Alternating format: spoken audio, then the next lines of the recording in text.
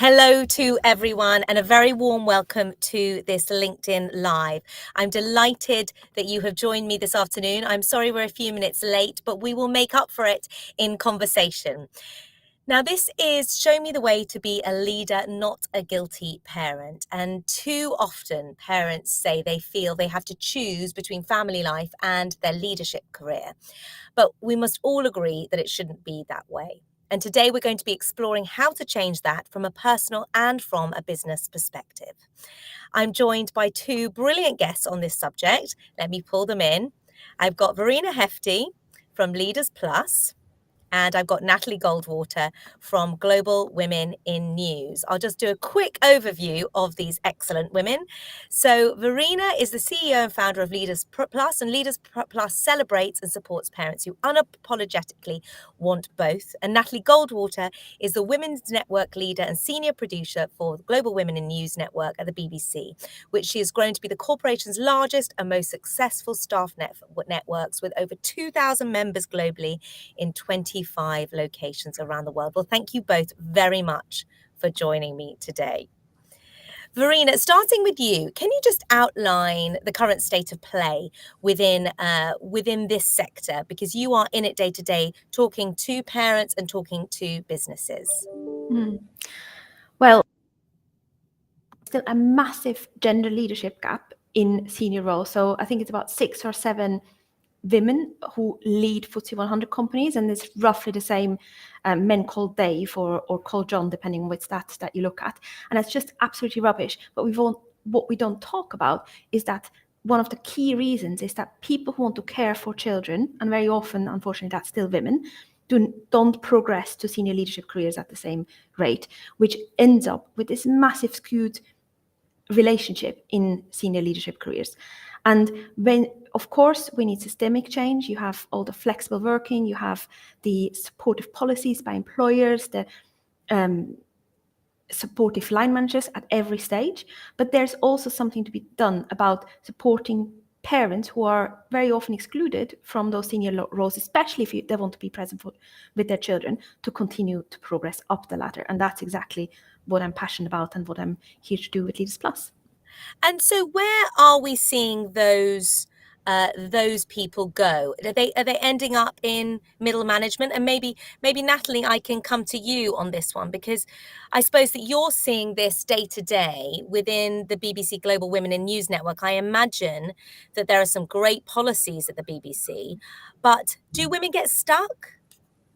Yeah, thanks, Nelly. Thanks so much for having me on today. I think there are two main themes that I've noticed running the Women's Network here at the BBC. The first thing is that we get lots of requests from people who have just come back from maternity leave, who have said, I don't know how to juggle, I don't know how to manage my work-life balance, and I also want to still progress in my career. That's the number one thing we get.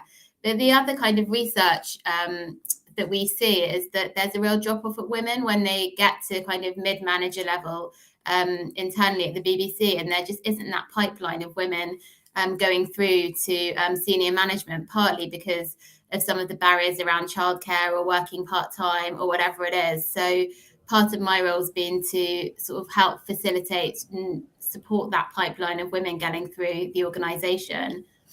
And that pipeline question is something that Leaders Plus does a huge amount around. And I know actually that Natalie, and I'd love to talk to you about this in a minute, is a fellow of the Leaders Plus program. So you've been through that fellowship. Verena, tell me a little bit about the work that you do to help with that pipeline.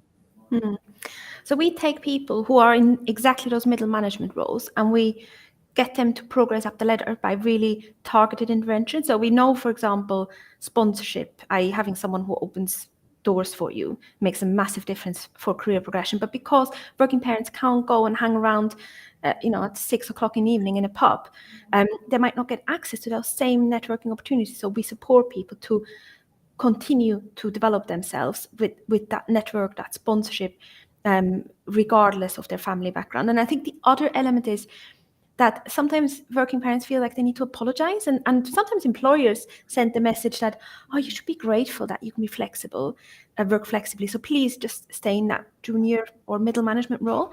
But we send the message very strongly to our fellows that you should expect and demand to be working flexibly in the most senior roles, and we equip you with the negotiation skills and the confidence to do that. I think that's a really interesting point, because actually in the past that request for flexibility has often come as a kind of, oh, would it be at all possible?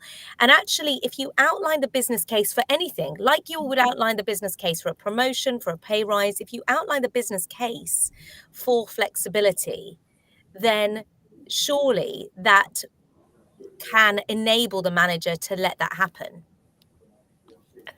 Definitely. And if you look at roles, for example, at the British Chambers of Commerce, the co-executive directors for communications were a job share during the time of Brexit. You cannot imagine a more pressurized role. I know of partners in law firm, very client-driven, who work 4 days a week. So if those roles can be done flexibly, there is no excuse for any employer turning around and say that a particular role can't be done flexibly. Natalie, can you talk to me a little bit about the Leaders Plus Fellowship and how it's benefited you in particular? Yeah, sure. Well, I know many of you on this call are parents already, and when you become a parent, it's a massive transition, not just in your personal life, but in your whole life, in your work identity.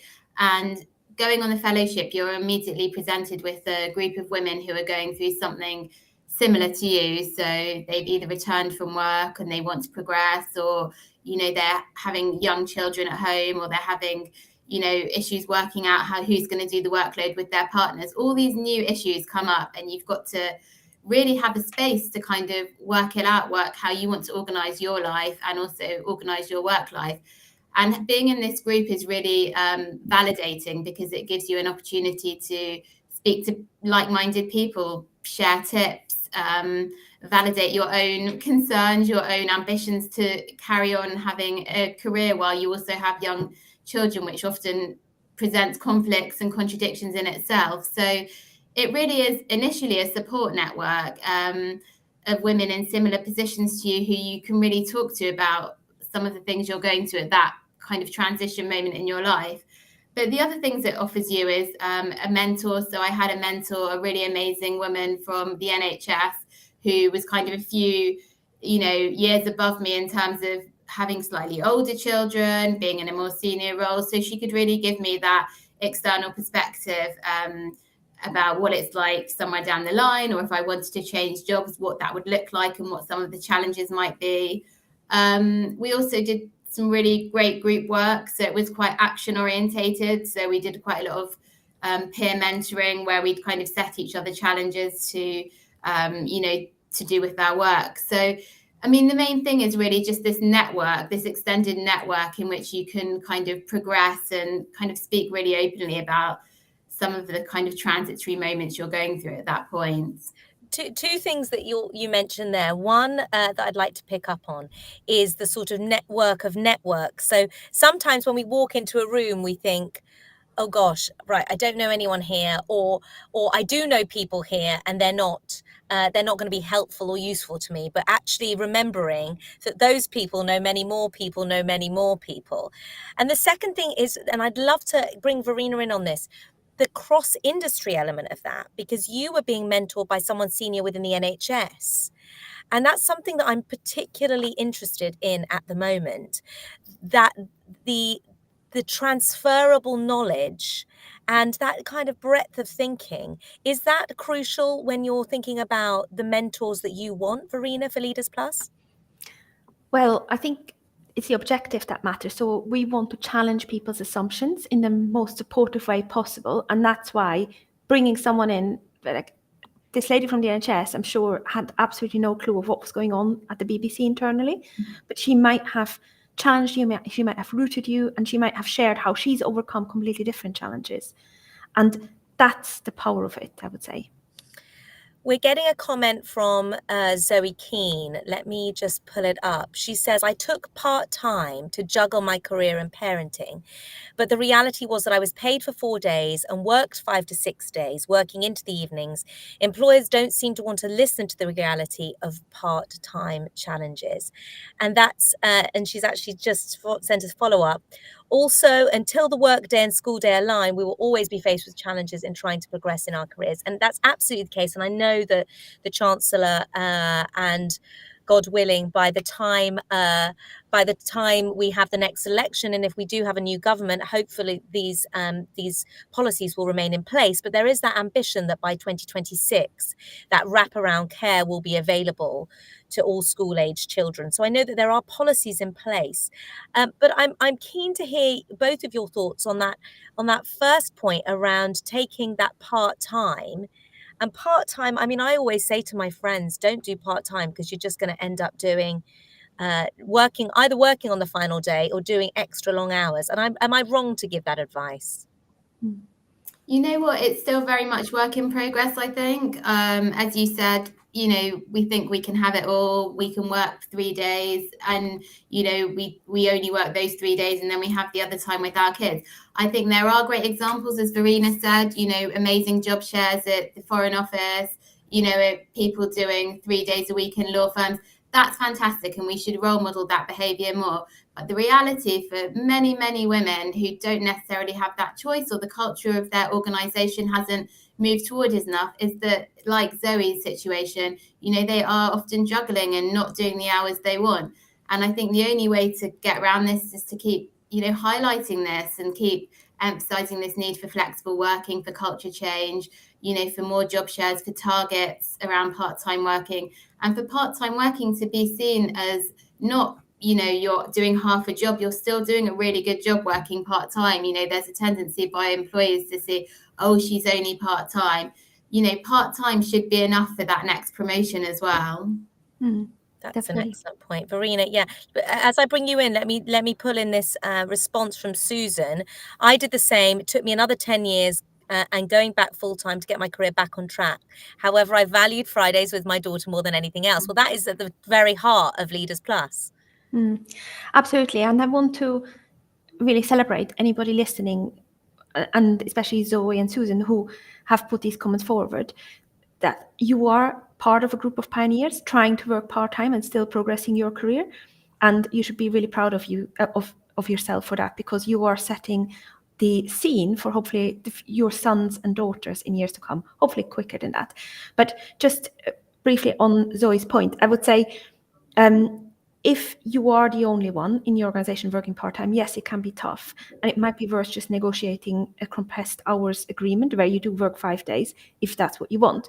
But if that's not what you want, you work 5 days over 4, i.e. you get paid 5 days. But if that's not what you want, a really helpful thing to do could be to go with your objectives, i.e. the outcomes you're responsible for, to your boss, and to ask your boss, which, let's say you have 5 objectives, which of those 5 will be reduced? Because 5 objectives, 5 days, if it's 4 days, there need to be fewer outcomes.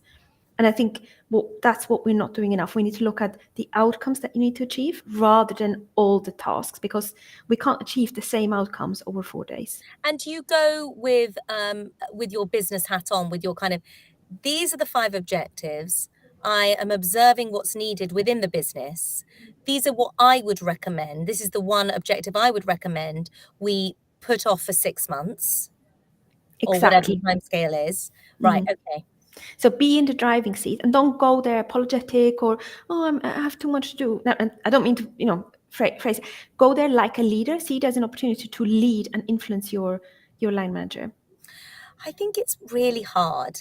I know that we should be doing this, but speaking from my perspective, I've always felt very nervous about approaching a manager, and actually not where I work now, but certainly where I have worked in the past, putting forward anything that would undermine me being seen as a really committed worker. Because I've always been concerned, although it's not happened, I've always been concerned that that job will suddenly disappear. And there is that kind of fundamental fear, I think. Maybe it's a female thing, maybe it's a me thing. So I completely understand, and I'm sure many of the listeners will, or watchers will be able to empathize with that. But there's never been, in my mind, such a tough recruitment market. So we are, Leaders Plus has a group of HR leaders, we have a panel where we get their insights and so on, and they are so worried about retention. So never underestimate how much they want to keep you, and it will cost them maybe £30,000 to replace you, depending on the salary on average. So they don't want to lose you. Yeah, it's a punchy number, right? Actually, churn at the moment is Albright, the Global Women's Networking Group, recently did a survey, and it was something like only 10% of women were considering staying with their company for the next 5 years. So that's potentially 90% who are looking around, and that's a chunky number in terms of your business growth and strategy. Exactly. And as an employer, so I think when you're going to your employer, you can give those numbers, and as an employer, they will very much want to be supporting that. So I know it's not always as easy, but it's definitely worth selling your individual flexible working arrangement as a case study, saying, oh yeah, I know we want to be top of the market, therefore let's try to have some really good case studies for how flexible working works in our organization. I want to be that case study, and I'm going to write up a beautiful blog post which we'll put on our recruitment page afterwards. Okay, that sounds brilliant. I love that additional tip there. I'm going to bring in a question in a moment from Kate Bright. But before I do that, I just wanted to share with you a little bit of research that I found particularly interesting. This came from Reframing Motherhood, which was research published back in May 2019. I'd love to say things must have changed, but I don't think they have necessarily as too much. So I think this is still relevant. So it says that fathers in the study are more likely than mothers to strongly agree, 49 versus 38%, that being a parent makes them a better leader. And after having kids, women report feeling more pressure to be responsive, confident, hardworking, more hardworking than they did before kids. Whereas fathers in the study actually felt that being hardworking was slightly less important after having kids than before. So I think that's a really interesting thing to note. And I wondered whether that's something that you have found through the Leaders Plus fellowship scheme, men versus women, because I know it's open to both. Interesting. So I think, in my experience, and this is not based on data, but just my experience, you are right in that often the dads will feel less pressure to show that they are hardworking. However, there is research that women are automatically seen as more hardworking than men. And I won't go into the details because it will take over your podcast, this session. Yeah. But if you are a woman, don't worry about being seen as hardworking. There's already a bias. That's built in. That's a built-in bias. How interesting. Okay. Let me pull in this question from Kate Bright. Kate says, do you have any top tips for leaders wanting to maximize the experience for women and men with children in their organization? For example, she didn't realize how easy nursery benefits and salary sacrifice is to set up. Natalie, can I come to you on this one? Yeah, sure. So, I mean, yeah, the childcare voucher scheme is a great opportunity in terms of, it's really free money to put your children in camp over the summer holidays if you're working, or pay for breakfast club and that kind of thing. I mean, it's really good idea if you work for an organization to get in touch with your HR department and ask them what specific salary sacrifice schemes they have, or any other offerings that they have for working parents. Some organizations offer flexible, I mean, most of them offer flexible hours, but some might also offer parental leave. So if your kid's sick and they're under the age of 16, you're allowed to take off time to look after them. So it's worth finding out how long you're entitled to over the course of the year. And where should Kate go to? Is that something that's available easily within on a government website? Yeah, sorry. Yeah, so if it's not specific within your organisation, that is on the government website if you just type in childcare, because there are statutory rights regarding childcare. And so Kate is the chief executive of her own company, so right, he definitely will be wanting those yeah, tips directly from the government. Verena, is there anywhere else in terms of resources that Kate could go? So I wasn't going to offer this, but now Kate asked a question. We actually have an event coming up just for the employers of our fellows, where we share exactly what the research is and what to do. So if you send me a message, I'm very happy to extend the invitation to you. But some things to think about is just getting some of the basics right. So make sure that, so a lot of our fellows tell me that they have no clue what the policies are. They can't find the policies. So making sure whatever the policies are really is very visible, that if you have role models, so if you are the chief exec, that you are, even if you're not working perfect hours or whatever you call perfect, make sure that you are very vocal about wanting to be working towards being a role model, as in for the organization to be a role model. Think about policies around key pressure points. So nobody ever talks about the time a child starts school, but that's such an intensive time in a parent's life. So can you offer parents time off around that, along what not obviously maybe if you have very clear guidance of what can be offered post maternity or shared parental leave. Let's say phased return is, I see, work really well, make a massive difference. But just so that line managers have absolute clarity what's expected of them and what they can offer, because very often line managers want to do it by the book, haven't got children themselves, don't know what to do, but you need that clarity for them. And I think that there are some really interesting ways it's being done. So I've spoken anecdotally to two people. So at my organisation, at the moment, we have had someone who returned on a sort of part-time basis. So she came back after 4 months, for 2 months on 2 half days. So she was still in touch with her clients over that period. And it was a really interesting, and then actually over the course of time, then I think at 6 months she was fully back, but then she still had some mat leave left, and her husband was on paternity leave at that point. So then she went back and did another 6 weeks of doing that sort of shared thing. So there are really flexible ways of doing it. Again, if you present it as a business case, role modeling this to the rest of the organization. And a second thing around different ways of working.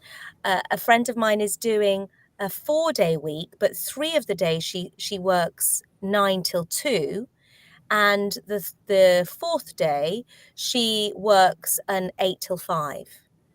So I think she gets paid for 3 days, but she's spread it over 4, and it means she can do pickup every single day. So there are really interesting ways out there that we can be modeling for people. And Kate, I've put up Verena's details on there so you can reach out to her on LinkedIn.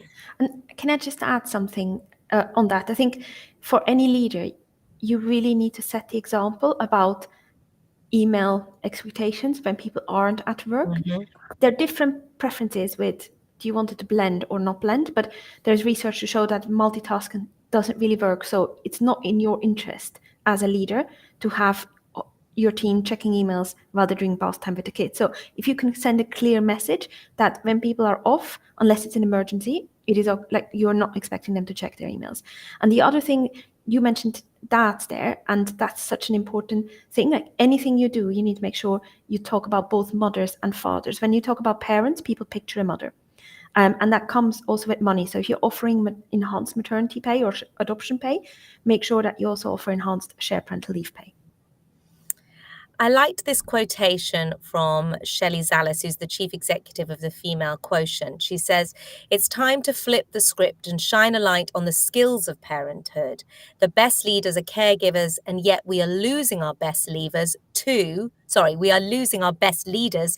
caregiving," which I think is a very, very concise way of putting it.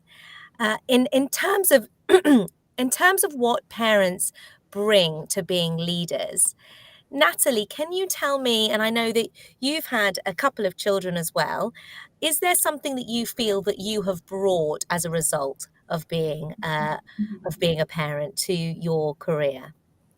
First, I just want to say, in terms of that quote, it's so true, because there's such a misnarrative, really, in terms of providing care for your child. I mean, all the work that we do behind the scenes, whether you're cooking a meal or looking after a child that wakes up in the night, it's all work that just is really not valued or is really invisible to society. So I think it would be great for us all to do some kind of campaign, and I know there are campaigners in this area to highlight it, but it really is kind of an undervalued facet of society. But yeah, I think the Women's Equality Party call it the GUDP, so the Global Underestimated Domestic Product. Yeah, and that's right? true. We don't get paid for any of this stuff, do we? Paid in love, paid in love. Paid in love, yeah. But I mean, of course, you know, having kids and working, you're initially multitasking 100 times more. So I think as a parent, you become so much more organized. I mean, I've had to become more organized because if you're doing pickup and you're having to get a meal ready, you have to slot in when you're going to do your work and how you work. So I definitely think being a parent makes you more organized and also more focused because you just don't have the same time to give to things because you are working to deadlines quite a lot of the time because you know you don't have that time in the evening always when you're putting the kids to bed to be thinking, oh, I'm just gonna like sort out this email and write it in a really clear way. So I think you become less of a perfectionist, but you get things done more. That would be my kind of tips. Yes, go on, Verena. What were you going to add? Well, and all those things actually make you a better leader. In order to make the jump from middle manager to very senior leader, you need to be able to focus on the strategic stuff. You need to be able to focus on the things that matter versus getting involved in all the very small detail. And I interviewed quite a few of our senior leader mentors about what they think they learned from being both a parent and a leader. And most of them said it made them more strategic because they don't sweat the small stuff anymore. And they also say it made them better at relating people because they now finally understand that they also have lives outside and their life might not be children, but might be disability or might be sports or whatever. So if all those senior leaders, which include CEOs and partners and all that, say that, then you can definitely be confident that you have gained things to add to the workplace. And we've got some good comments coming through. We need to use inclusive language, absolutely. Mothers, fathers, parents, and I'm sure that there are other things that yes, I suppose parents is probably the best way because it's less gendered. The invisible work, Susan Fern points out. And also the Zoe Keane says, I see parenting as an investment into the future workforce. My three has made a comment. Let me pull up hers. And Natalie, I'll pull you back in. My three says, I am not a parent, but I hear this from friends who are all the time. How do you handle ingrained perceptions bias about mothers and their commitment to their role from other women, be they team leaders, colleagues? We don't seem to discuss this as much. And as actually, I'm going to just pull in that survey that I was mentioning before, because this is related. In this study, Reframing Motherhood, which was published in May 2019, 77% of parents agreed that being a parent makes someone a better leader, while only 25% of non-parents felt the same way. And it was even more telling to break that down across gender lines. Twice as many men without children as women without children felt that becoming a parent had the benefit of making a person a better leader. So that's particularly interesting. Maybe I can come to you, Verena. How do you handle those ingrained perceptions that Maitri has brought up? Well, first of all, thank you so much, Maitri, for joining this call and being an advocate. Fantastic. I love it. So firstly, as soon as you see it, call it out. And you don't have to necessarily make a big thing of it. So if someone makes a throwaway comment saying, school pickup again, or child ill again, like just raises their eyebrow, then just mention, oh, that sounds like you're asking a question there. Just pull it out so that people know you've noticed the strange reaction that they've shown. And then the other thing you can do is to reiterate, as an ally, you can reiterate again and again the commitment that you've seen. So for example, I've seen how brilliant Natalie did at this work, or I've seen how much drive she has for this project. Say that when she's not there. That's really nice. And anything that you'd like to add to that, Natalie, that you might have observed? I mean, yeah, I just think recognition is really important because I think even those of us who are swan-like on the surface are paddling furiously underneath and all need that kind of recognition for all the kind of things that we're juggling, the mental load that you learn about on Verena's course all the time. And so recognition is just really important. I like that. Recognition. We all need a bit of that. Now that's going to conclude our LinkedIn Live for today. I want to thank Verena very much and Natalie, and thank you, the audience, for joining in so actively and intelligently with great questions. I'd like to ask Verena and Natalie if there's anything that you would like to call the group to do, anything you'd like them to follow before I let you go. Sorry, I was just going to give a shout out to Verena's podcast, which, as well as Nemi's, is also very, very good if you're in that boat of wanting some kind of inspiration for your next step and managing your career. You've got CEOs who have taken breaks and then gone on to be CEOs, job share partners, all different scenarios. And if you're looking for some inspiration for a new work pattern, a new role, do take a look at Verena's podcast. I'm going to post a link to it. Verena, do you want to say the name of it? It's called Big Career, Small Children. You find it anywhere you listen to podcasts. Thank you so much. Nice. That's very kind of you. The other thing I would say, if I could ask you to do one thing, go and tell your HR director about that stat Naomi mentioned about 10% of women looking for another role. And also another stat done by Bright Horizons, 38% of parents are in 2022 said they were looking for a new role in the next 12 months. So if that might motivate the HR leader to really focus on working parents. And in terms of how people can get involved with Leaders Plus? You can, we are looking at the moment for senior leader mentors, and you can get in touch with me, or you can also apply via our website. So those are people who are in director roles, partner roles, CEO type roles, who have had young children and who are passionate about supporting working parents. And you can also apply for the fellowship program should you wish to do that. Wonderful. Thank you both very much for your time. Wishing you a great rest of week. Thank you to the audience for joining. Until next time. Thank you. Thank you so much.